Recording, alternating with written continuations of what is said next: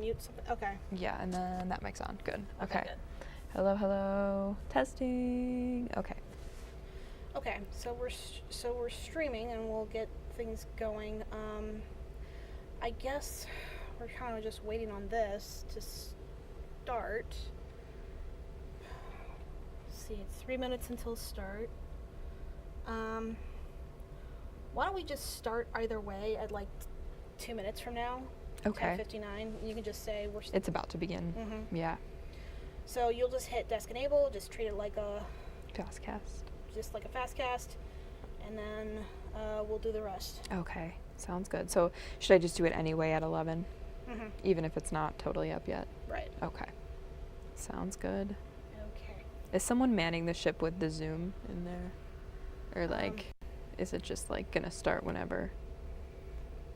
It should already be set up. Okay. Oh, sorry. I'm just totally remembered the lights. Don't want to look like a zombie. I think we want to maximize this. Yeah. Okay, yeah, here we go. And then that's on the Mac Mini. Mm-hmm. And then to control this a little bit, the mouse is all the way over here. In terms of controlling what's on this screen. Oh, yeah. Okay. Yeah. Okay, cool. Okay. I'll get out of your way. All right, I'm going to start it.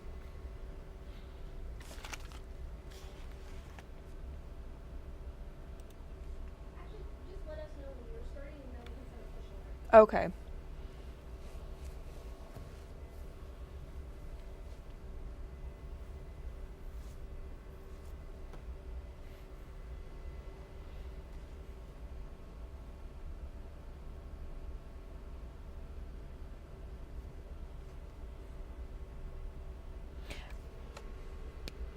Okay, whenever. Okay. Thank you.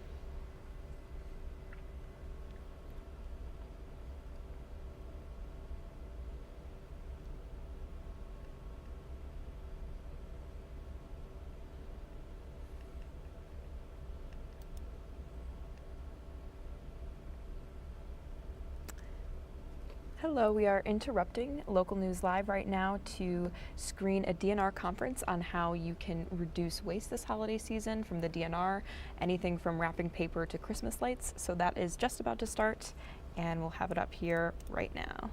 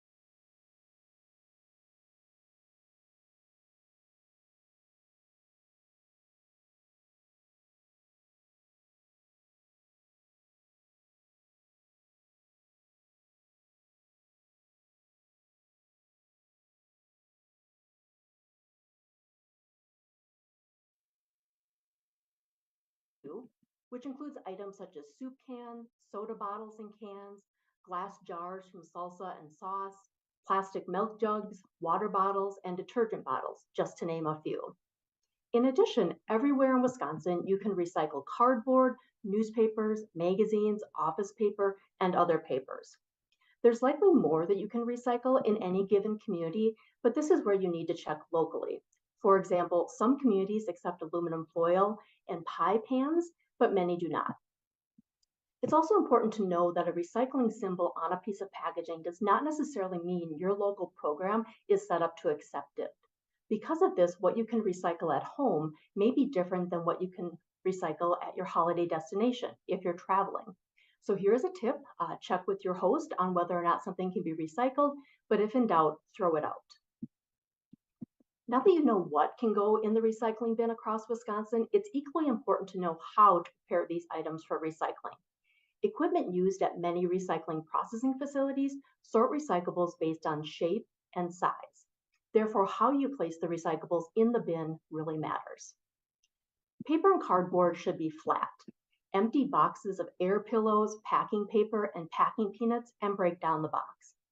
If the box contains plain packing paper, that can be recycled. However, any packing peanuts or styrofoam should be placed in the trash.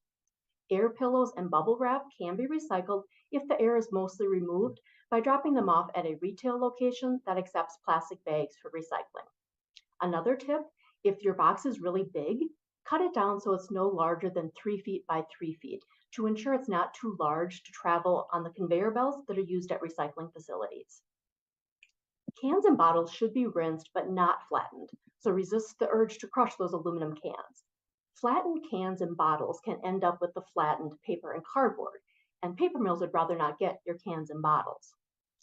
Feel free to check out the video link provided to watch a recycling facility in action where you can see two-dimensional flat paper being separated from three-dimensional containers.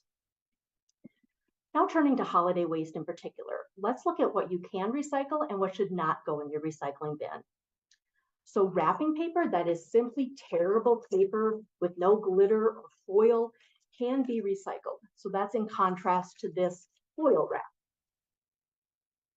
However, another common reason that programs will just say no wrapping paper at all is because people tend to include the bows and the ribbons with their wrapping paper when they're recycling.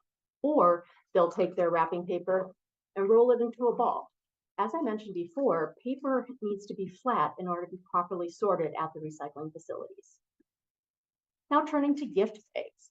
Of course, the best option is to save this and reuse it next year. But if that is not an option, just like wrapping paper, if it's made of plain paper, it can be recycled. You'll just want to remove the tissue paper and the strings.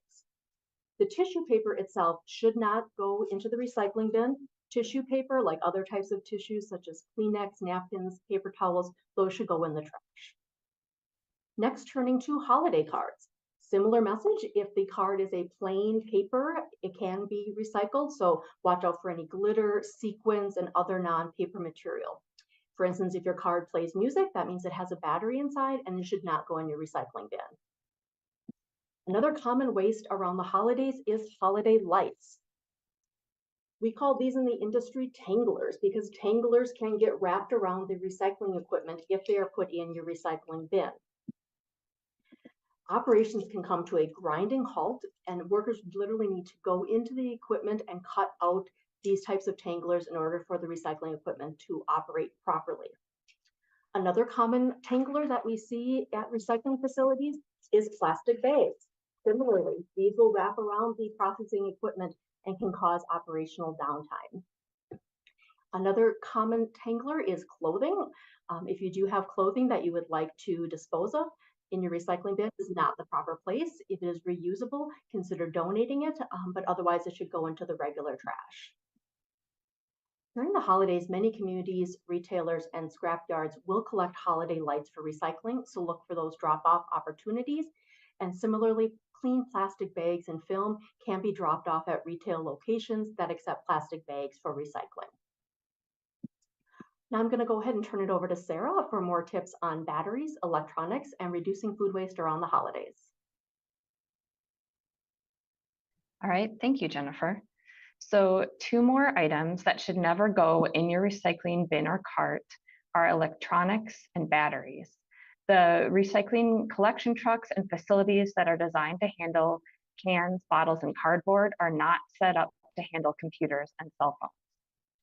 And whether it's something that's loose, a loose battery, or a battery in a cell phone or vacuum or other household electronic, these can spark and easily cause a fire if they're damaged. In Wisconsin in the last year, we've had several very large fires at recycling and waste facilities and in collection trucks. These fires put workers and firefighters at risk and have caused millions of dollars in damage. So don't put any electronics or batteries in your recycling bin or cart, and please also don't put electronics or rechargeable batteries in your trash. What you can do with these items is take them to recycling drop-off sites. There are hundreds of sites around the state, and you can visit the DNR's website, go to dnr.wi.gov and search e-cycle to find drop-off locations near you. Now I'm going to talk about food waste. So food waste is something that we can work on year-round, but it's especially important to think about reducing food waste around the holidays because you can have a big environmental impact and also save yourself some money. In the US, studies have found that many households on average will throw out about 1/3 of the groceries they buy. A 2020 study by Penn State estimated that this meant throwing away more than $1,800 worth of food. And we know that would likely be higher today due to rising grocery prices since then.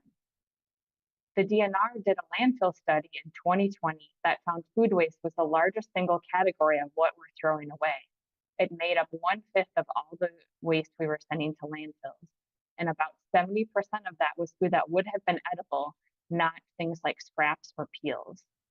Landfills are designed to push out air and oxygen. This means that when food waste breaks down in landfills, it creates methane, which is a greenhouse gas 28 times more powerful than carbon dioxide.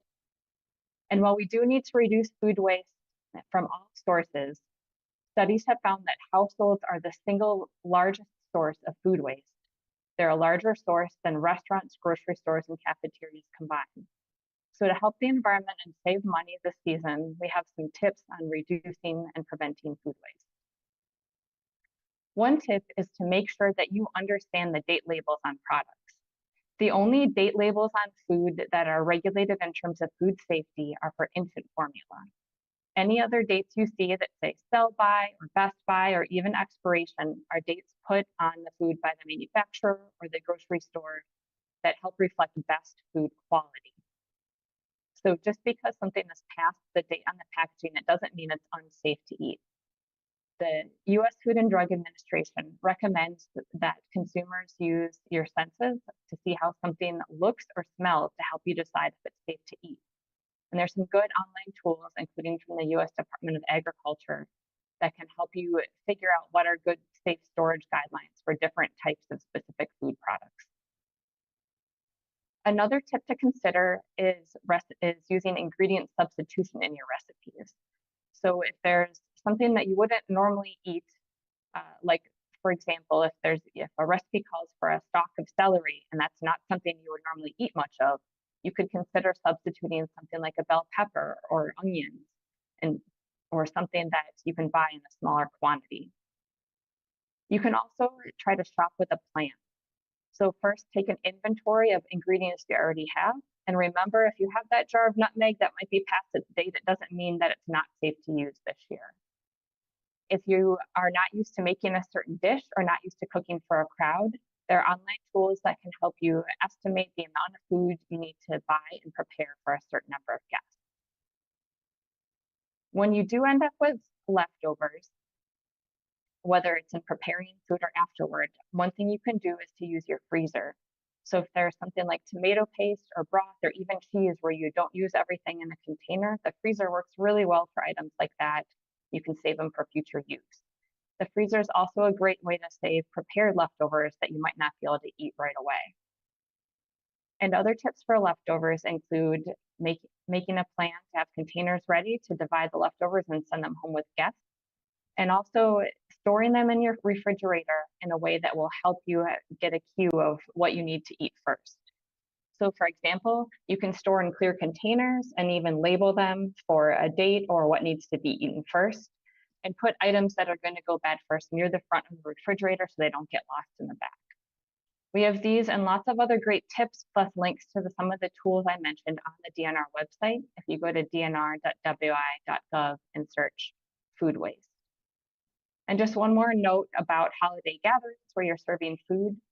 Keep in mind that any sort of disposable utensils or dishes should not go in your recycling bin. They should go in the trash. So plastic forks and spoons, plastic and paper plates and bowls, napkins, other things like that are not recyclable, should be thrown away. As Jennifer mentioned, you can check locally to see if some specific food service items, for example, paper cups, might be accepted in your community.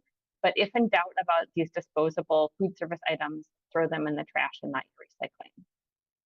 And with that, I'm going to turn it back over to you, Molly. Thank you, Sarah. So we do have time for some questions. If anyone has any, if you do, go ahead and raise your hand and I will call on you and get those questions answered.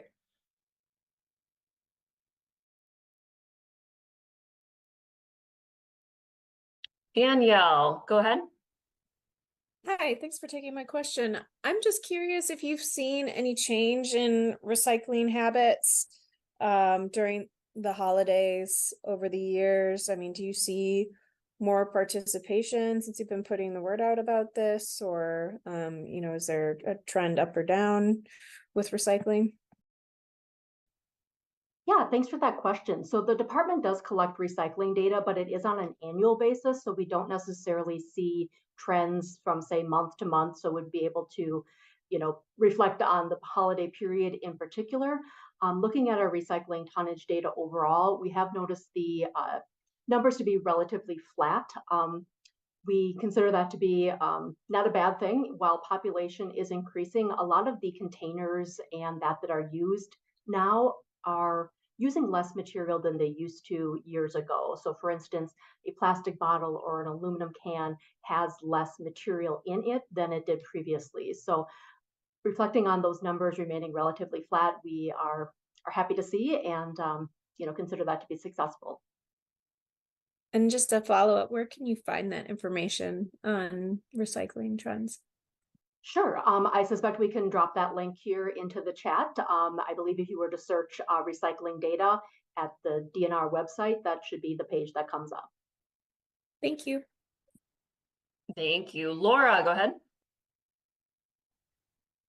Hi, thank you so much for having this today.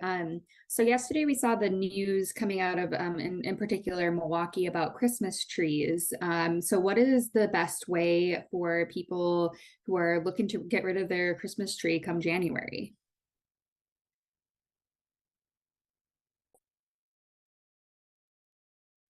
Kate, are you able to jump in and answer that? Sure, I can jump in. Good morning. I'm Kate Strum-Hirons. I'm the Recycling and Solid Waste Section Manager at the DNR. And we did put out some information yesterday, had a recording and a press release. If there's information you need about figuring out what to do with your Christmas tree, you can look at the Wisconsin Recycling Markets Directory. And on that site, there's also some links so you can search for licensed composters at that site. You can talk with your municipality and see what type of options they might have, whether there are collections or drop-off sites, and if they do compost or chip and mulch those trees. Some people use them in their own backyards if that's an option for them, just to provide some wildlife habitat, or use it in their garden areas or things like that. So there's many different options, and hope. Oh, I think we lost Kate, but Laura, hopefully you got as much as you needed and we can follow up with Kate afterward. Any other questions? Kate, we went ahead and I think we got the gist. Thank you. Any other questions? Laura, did you have anything else? Nope, that was it for me today. Thank you. Okay, very good. Okay, well, with that, we can wrap things up for this morning. And a reminder that we will have a recording of this briefing available afterward in case anyone joined late or wasn't able to make it.